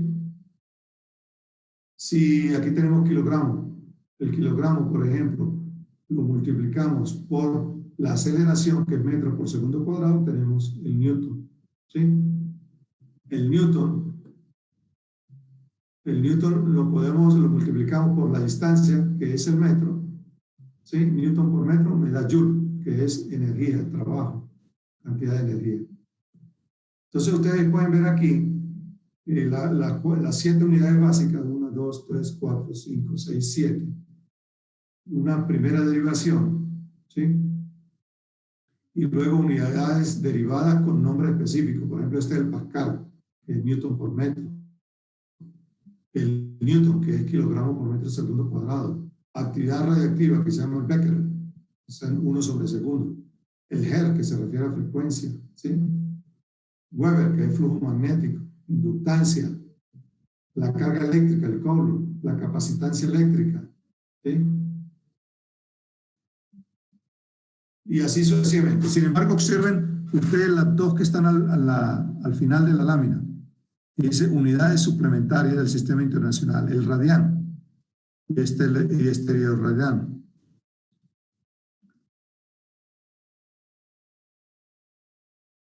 Esas son suplementarias, ¿por qué?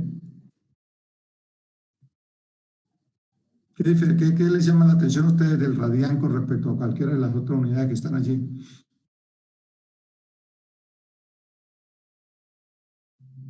¿Cómo resulta el radián? De dividir el arco entre el radio, metro sobre metro, se cancela. Entonces pareciera que no tiene unidades, pero se le ha dado el nombre de radián. Por eso se llama unidades suplementarias. Y el ángulo sólido, pues se le llama estereoradián, pero no tiene unidades. Simplemente, ¿por qué? Porque resulta dividir metro sobre metro. Por ejemplo, ¿sí?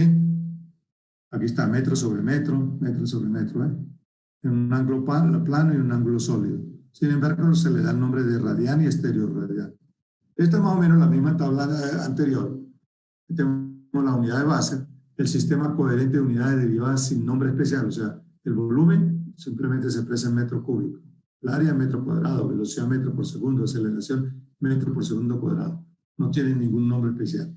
Y aquí hay 24 que sí tienen nombre especial. El newton, que es sencillamente el kilogramo por la aceleración. Y así se van derivando todas las otras unidades.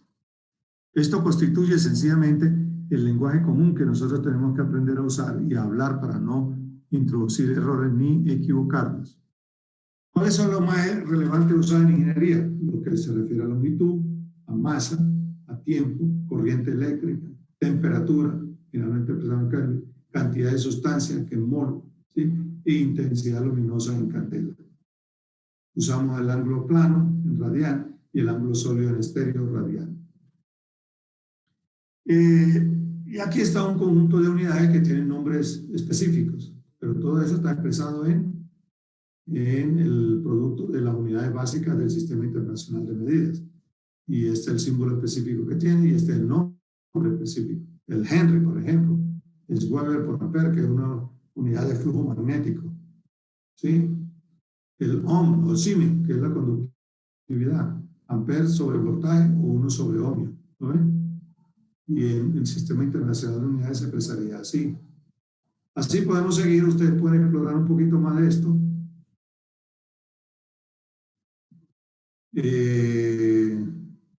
Para que conozcan un poquito más de las unidades.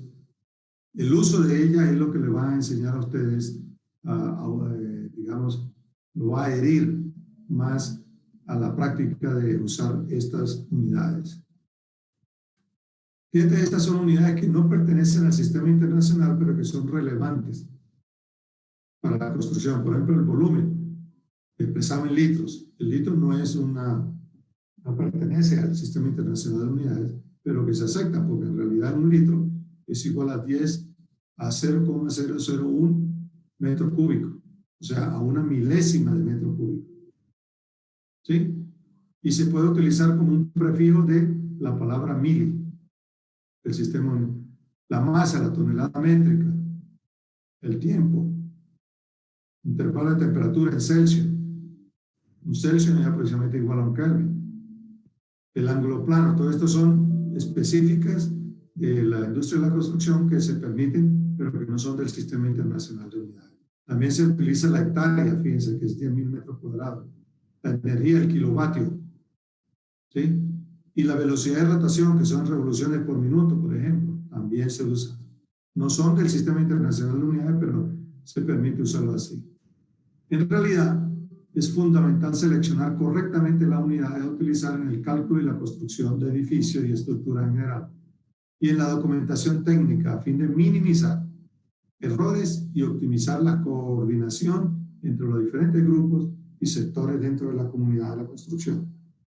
Si usted manda a alguien a que busque 3 libras, por decir algo así, 300 libras de cemento, pues probablemente va a la ferretería y se trae otra cosa, porque si no hizo la conversión, ¿sí? Ahí es donde está la fuente de errores. Bueno, hemos terminado la clase de hoy. ¿Alguna pregunta? No, Inge. Vamos a nuestra aula virtual ahora. Si no hay preguntas, ¿están despiertos? Sí, César, claro. César, ¿se ve? ¿Está despierto? Sí, Inge. Sí, Qué terrible hablar aquí con una pantalla ahí que está sin cara. Bueno, ¿alguna pregunta?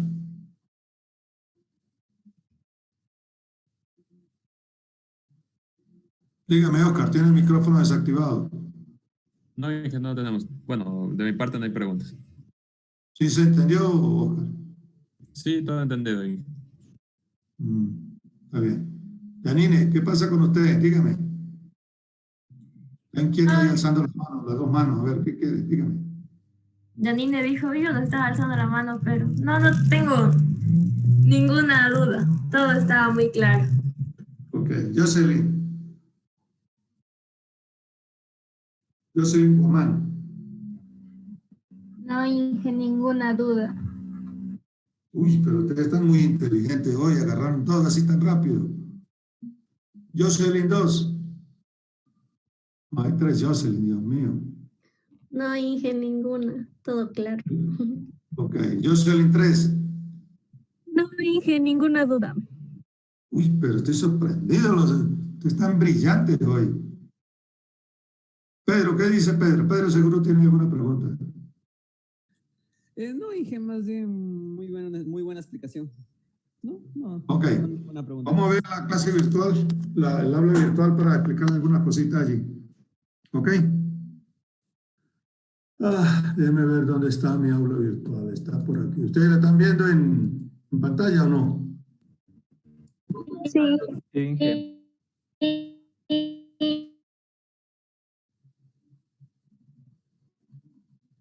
Ok.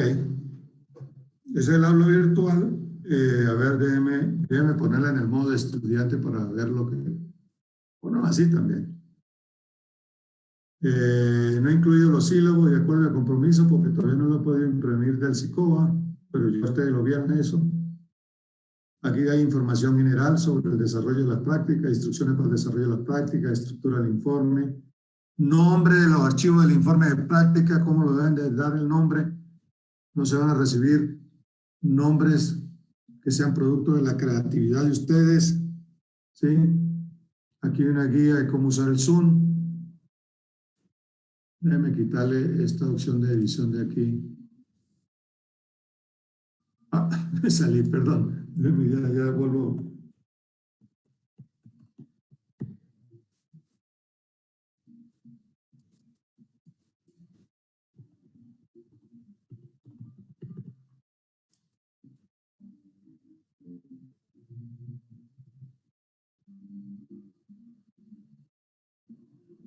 Ajá. Entonces, en cada bloque, ustedes ven que tenemos 3 bloques. Introducción al ensayo de materiales, mampuesto y prefabricado, que es en correspondencia con el sílabo. Materiales siderúrgicos y orgánicos. Y después tenemos agregados, cemento, mortero y hormigón. ¿Sí? El primer bloque, ya hemos tenido la clase 1.1, que fue básicamente lo del sílabo, compromiso. La 1.2, que fue la y la 1.3, que fue la de hoy. ¿Sí? Y ahí tengo montadas las otras clases para activarlas cuando sea corresponda. La componente práctica, tenemos esta práctica. Ya está, si ustedes clican ahí van a ver que se debe entregar el lunes 21 de diciembre a las 9 de la mañana. El informe. ¿Sí? Y lo único que yo les voy a pedir es que me permitan hoy reconfigurar los grupos, porque yo hice 7 grupos de 7, aunque habían 49 y ahora resulta que son menores. Tengo que reconfigurar este grupo hoy, ¿sí? Incluir lo que no están y ya puedan saber en qué grupo están. ¿Cómo saben ustedes en qué grupo están? Si ustedes ven, ahí les debe aparecer Dagmar Andrea. Para la práctica 1 está en el grupo 4, para la práctica 2 está en el grupo 7 y para la práctica 3 está en el grupo 5. Y así sucesivamente para cada uno le va a aparecer a qué grupo pertenece. ¿Ok? Bueno, esto es con respecto a la práctica, esa es el día 21. Para la próxima semana tenemos otra práctica que se vence. Déjenme ver. Para la próxima semana tenemos otra práctica. Esta le puse el día 21 lunes porque es que hoy le estoy yo dando a ustedes la información, ¿verdad? El mismo día 21 se va a activar para la entrega de la práctica número 2. La práctica número 2 es ensayo en el Adobe. Ensayo en el Adobe se debe entregar el jueves 24 antes del mediodía. ¿Sí? O sea que el lunes ustedes entregan un informe y de inmediato se va a activar para que hagan una práctica hasta el jueves 24. ¿Ok? Pero también tenemos el examen. El examen va a estar el 18 de diciembre, o sea, este viernes a las 9 de la mañana tenemos el examen. Son 7 preguntas de selección múltiple que van a tener y van a tener solamente 6 minutos para hacerlo. ¿Ok? O sea, se abre a las 9 de la mañana y a las 9:06 se cierra y listo. ¿Ok? ¿Qué va en ese examen? Aquí está clarito. Va la clase 1.2 y de la 1.2 a la 1.3. O sea, la clase pasada y la clase de hoy es lo que va para este examen. 7 preguntas de selección múltiple, 6 minutos para que lo respondan. ¿Ok?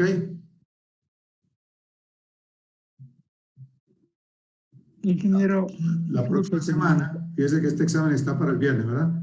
La próxima semana, lo más probable es que hagamos el examen. A ver.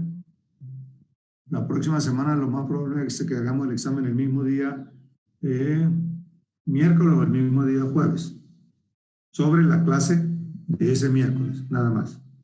¿Ok? ¿Alguna pregunta? Inge, ¿las clases grabadas se encuentran en el Moodle? Las clases grabadas sí están en el Moodle, pero eso yo tendría que descargarlas y ponerlas en el TIN o en algún acceso de ustedes. La vez pasada no hubo necesidad porque los muchachos no requirieron eso. Lo que pasa, ingeniero, es que nos teníamos un problema con la matrícula y no podíamos asistir a la primera clase por eso más. Y la primera clase casi nada. No, o sea, si ustedes ven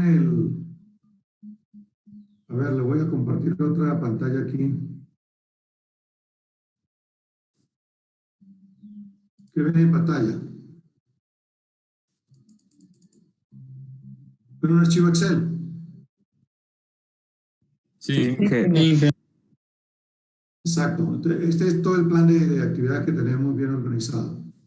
Comenzamos el 30 de noviembre y tuvimos una clase sincrónica donde lo que hablamos fue de el sílabo y los compromisos y cómo era el curso, ¿verdad? Cómo va a ser la evaluación y todo.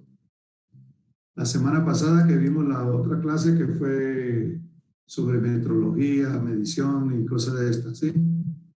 Ese material, la presentación mía está ahí a ver si le puedo poner las dos pantallas, inclusive. Déjame ver un segundito aquí. Déjame ver si puedo poner en dos pantallas esto. Porque creo que estoy compartiendo el monitor. No la... Ajá.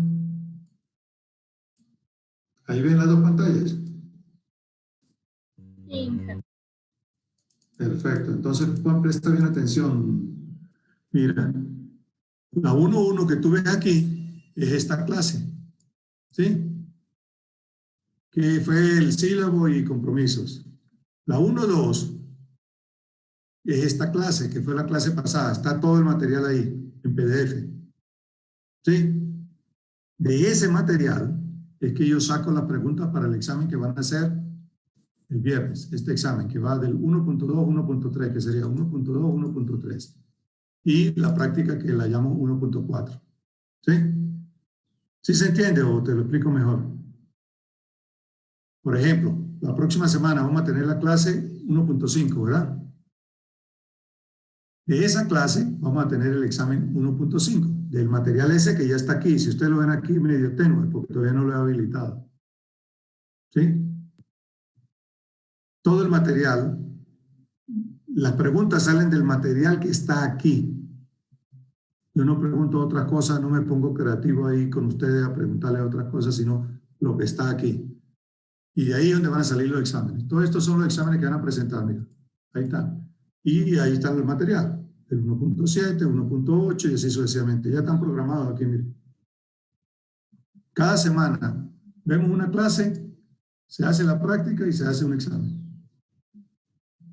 ¿Sí? ¿Te parece? ¿Quién fue que me... Dani fue? Sí, ingeniero, ya ahorita lo tengo claro ya. O sea, a ver, yo creo que es más fácil porque el video tiene que sentarse ustedes a ver todo en la hora y media, ¿verdad? Pero como el examen sale de este material que está ahí, ustedes lo descargan y sencillamente estudian ese material y más nada. Ya, ingeniero, Esa es la muchas idea. gracias. ¿Alguna otra pregunta? Ingeniero, para las prácticas, para subir es uno por grupo. Sí. Ya. Ahí en el... Aquí vamos a ver dónde está práctica P1. Práctica. Inge, una pregunta. Los que todavía faltan que se matriculen en el aula virtual, ¿solitos se agregan a los grupos? Discúlpame que no te oigo bien. ¿Puedes hablar un poquito más fuerte? Que los que aún faltan en matricular al aula virtual, ¿los grupos se distribuyen automáticamente? Sí, está bien esa pregunta, Stanley. A ver, ¿qué es lo que yo hago? De hecho, les voy a mostrar a ustedes qué es lo que yo hago para que estén familiarizados. Déjame ver dónde voy aquí. Sello materiales. Ustedes están viendo mi pantalla, ¿verdad?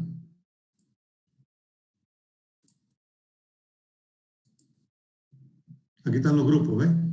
Ya están automáticamente creados. Práctica 1, hay 7 grupos. Práctica 2, hay 7 grupos. Práctica 3, hay 7 grupos.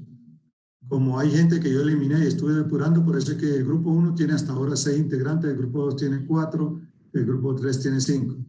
Sin embargo, yo voy a agregar gente a estas 6 personas que tuvieron problemas con la matriculación. Las voy a agregar manualmente ahora y seguro que van a quedar integradas a un grupo de estos. ¿Ok?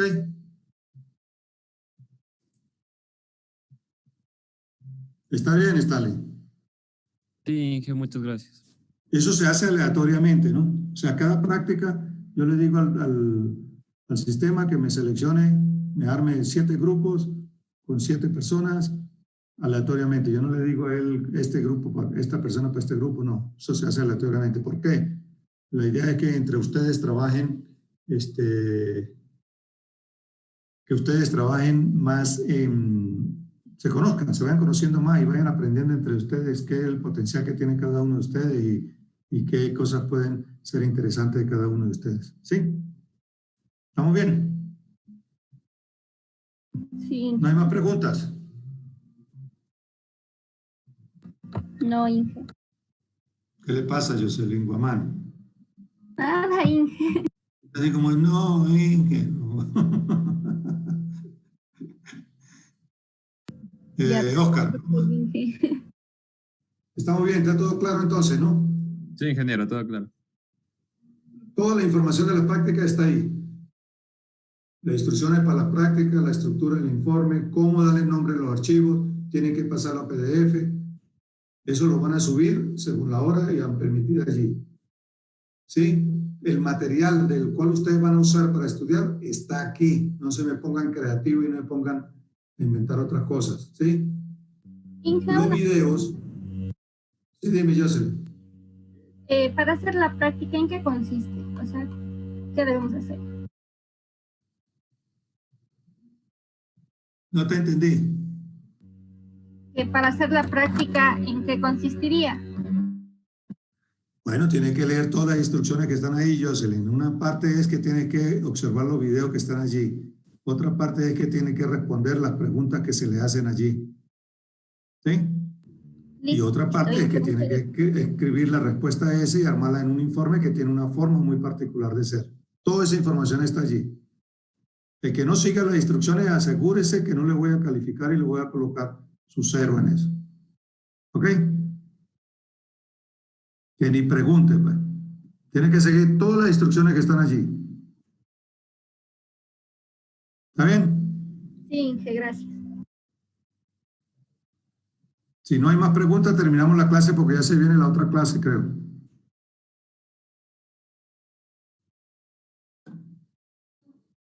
¿Vamos bien? Voy. Bueno, entonces los dejo, muchachos. Muchas gracias. La grabación se ha detenido. Hasta luego, pase bien. Se diviertan haciendo la práctica, familiarícense con eso. Estudien porque, como les digo, el examen va a ser 7 preguntas, 6 minutos. Eso es rapidito, va a ser automático. Y eso lo vamos a estar haciendo a lo largo de todo el semestre. Ya por estas 2 semanas hemos estado un poquito más ligeros, pero ya es hora de empezar a trabajar duro. ¿Ok? Inge, ¿hasta qué horas podemos ver los que no estamos matriculados, nuestros grupos? Yo creo que antes de después de las 4 ya pueden verlo ya. Listo, Inge, gracias. Ok. Chao, pues, gracias a todos. Que estén bien. Hasta luego, Inge, gracias. Hasta luego, Inge, gracias. Hasta luego, Inge. Chao.